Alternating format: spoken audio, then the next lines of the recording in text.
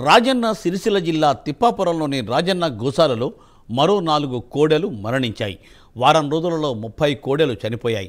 అధికారికంగా జిల్లా పశు వైద్య శాఖ అధికారులు ధృవీకరించారు ఈ విషయాన్ని. ప్రస్తుతం రాజన్న గోశాలలో 1300 కోడెలు ఉండగా మరో 12 కోడెలు అనారోగ్యంతో బాధపడుతున్నాయి. వరుసగా కోడెలు మృతి చెందడంతో జిల్లా కలెక్టర్ సందీప్ కుమార్ ఝా ప్రత్యేకంగా ఇక్కడ పర్యవేక్షిస్తూ ఉన్నారు. నిత్యం పర్యవేక్షిస్తున్న గోశాలలో కోడెల మరణాలు మాత్రం ఆగడం లేదు. దీనిపై మరింత సమాచారాన్ని మా ప్రతినిధి రాజు అందిస్తారు. రాజు, మూర్తి ప్రసిద్ధ పుణ్యక్షేత్రం వేములవాడ రాజన్న ఆలయానికి సంబంధించిన తిప్పాపురంలోని గోశాలలో ఈ రోజు మరో 4 కోడెలు అనారోగ్యంతో మృతి చెందాయి. దీంతో గత వారం రోజుల్లో మృత్యువాత పడ్డ కోడెల సంఖ్యనైతే 30కి చేరింది. కోడెల మరణాలపై మీడియాలో పెద్ద ఎత్తున కథనాలు రావడంతో జిల్లా అధికార యంత్రాంగం ప్రత్యేక దృష్టినైతే సారించిందని తెలుస్తుంది. ఈ నేపథ్యంలోనే ప్రత్యేక వైద్య బృందాలచే అనారోగ్యం బారిన పడ్డ కోడెలకు ప్రత్యేక చికిత్సనైతే అందిస్తున్నారని తెలుస్తుంది. ప్రస్తుతం రాజన్న గోశాలలో పరిమితికి మించి 1300 కోడెలు ఉన్నాయని తెలుస్తుంది. గత వారం రోజులుగా ప్రత్యేక వైద్య సేవలు అందిస్తున్నప్పటికీ మరో 12 కోడెలు అనారోగ్యంతో బాధపడుతున్నాయని అయితే పశు వైద్యాధికారుల బృందం అయితే వెల్లడిస్తుంది.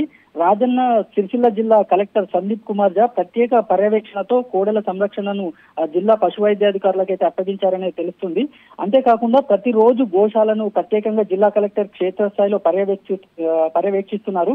ఏకంగా కలెక్టర్ నిత్యం పర్యవేక్షిస్తున్న రాజన్న గోశాలలో కోడెల మరణాలు అయితే ఆగట్లేదని తెలుస్తుంది.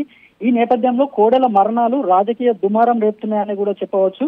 రాజన్న కోడెల మరణాలపై బీఆర్ఎస్ నేత హరీష్ రావు స్పందిస్తూ కోడెల మరణాలు రాష్ట్రానికి అరిష్టమని వ్యాఖ్యానించడంతో దీనిపై స్థానిక ఎమ్మెల్యే ప్రభుత్వ విప్ ఆది శ్రీనివాస్ స్పందిస్తూ కోడెల మరణాల సంరక్షణ అనేది భక్తుల మనోభావాలతో ముడిపడి ఉన్నందున దీనికి రాజకీయ రంగు పులమవద్దని ఆది శ్రీనివాస్ విజ్ఞప్తి చేశారు. అంతేకాకుండా కోడెల సంరక్షణ విధానానికి సలహాలు సూచనలు ఇస్తే ఖచ్చితంగా పాటిస్తారు ఆది శ్రీనివాస్ అయితే స్పష్టం చేసిన మొత్తానికి పరిమితికి మించి ఉన్న కోడెలను రైతులకు పంపిణీ చేయాలని జిల్లా అధికార యంత్రాంగం ప్రత్యేక వెబ్సైట్ ని అయితే ఏర్పాటు చేసి కోడెలు కావాల్సిన రైతులకు అందజేయాలంటూ కూడా అధికారులు అయితే విజ్ఞప్తి చేస్తున్న పరిస్థితి అయితే కనబడుతుంది.